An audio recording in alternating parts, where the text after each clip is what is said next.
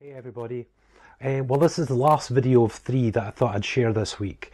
We've had so much support during that time that I was a month in hospital, and especially this past 2 weeks being home. And it just feels only fitting that we almost share with you guys what we went through, just to let you know. So the last 2 videos were pretty heavy stuff, but this time I thought we'd keep it light. You know, there's things that did happen that you can sort of laugh about now. It wasn't funny at the time, but you can certainly laugh about it now. But the thing I wanted to share with you tonight was the delusions that I had during that 2.5 weeks of being sedated. 5 days of that was on a ventilator, where I think probably most of these actually took place.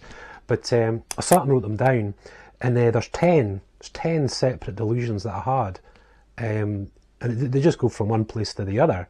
But I thought I'd share it with you just to let you know kind of what happened during that period with me. Well, the first one was when in Elgin, before I was moved to Aberdeen. I was trying to hatch an escape plan.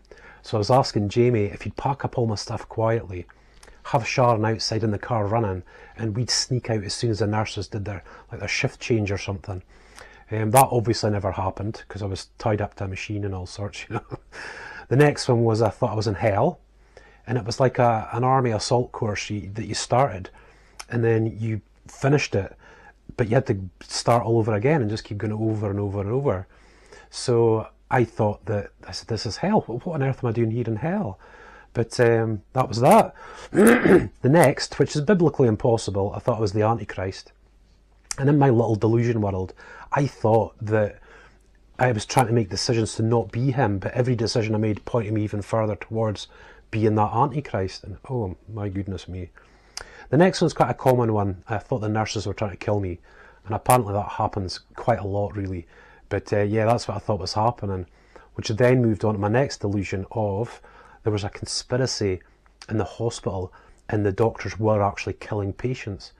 So I set in about to investigate this and collecting evidence and writing things down, goodness knows why. But in this delusion, that's what I was doing. It was just as real as day, you guys, just absolutely as real as day. Then there was a point I was listening to the news reports and war had broken out between the US, China, and I think it was South America. And I was listening to news reports, and we were listening to these news reports, and there was battleships being sunk every day. So this then moved on to my next delusion that I joined the Navy, and I was going through this naval boot camp to join, to join the war itself. Man alive. Again, there was another one.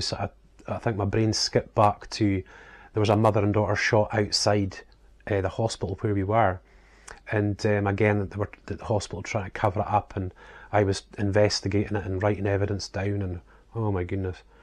The next one was I thought that my whole family had abandoned me, and they'd done nothing of the sort. My whole family had abandoned me, but Sharon had left me and was now, I don't know why South America keeps coming up, but she'd gone off with this South American guy. So I thought I was all alone.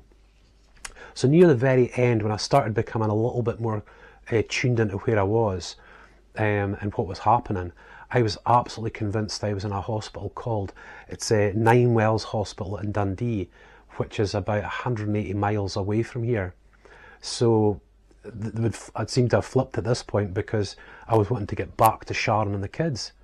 And I thought the only way I can do that is to hitchhike all the way home and steal medical supplies from each place, each hospital that I could on the way home to try and get home. Just absolutely, you guys, as clear as day. But I'll tell you what else was clear as day. The whole time I was lying in this state, you would have thought I was in like a vegetative state. But, I had tubes coming out and all sorts. And I think I only really woke up once during that time. My eyes kind of opened. And everybody was amazed because I was sedated as far as they possibly could. But every time a family member came within inches of my face, the delusion was still there. Whatever delusion I was going through at that particular point, their face seemed to just come through it. And I can remember someone praying, one of my uncles praying. I can remember another uncle coming up saying that I was going to be okay and hung in there.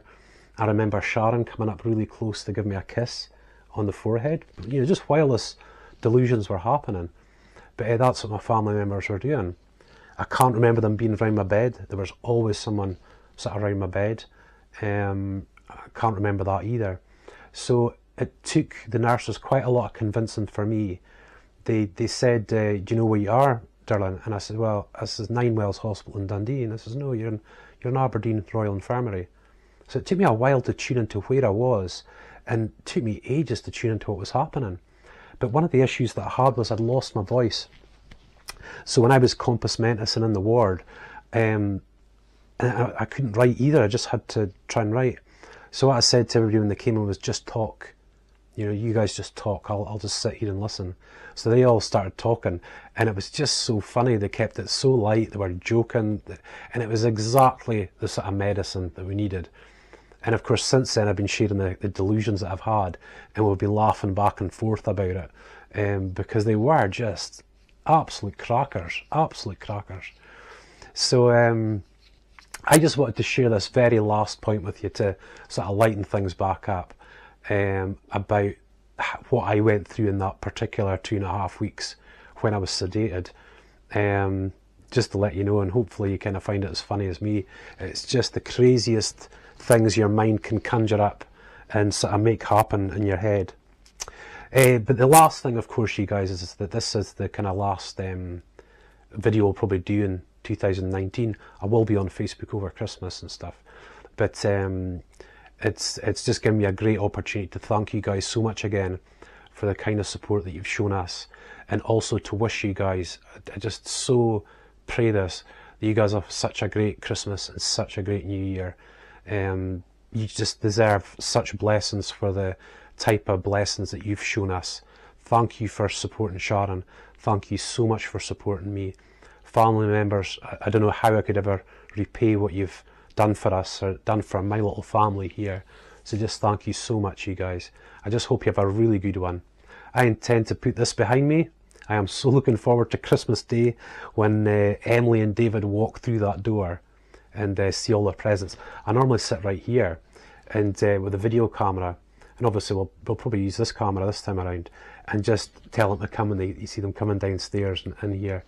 It is the best feeling. It is absolutely the best feeling, and maybe share that with you guys as well, actually.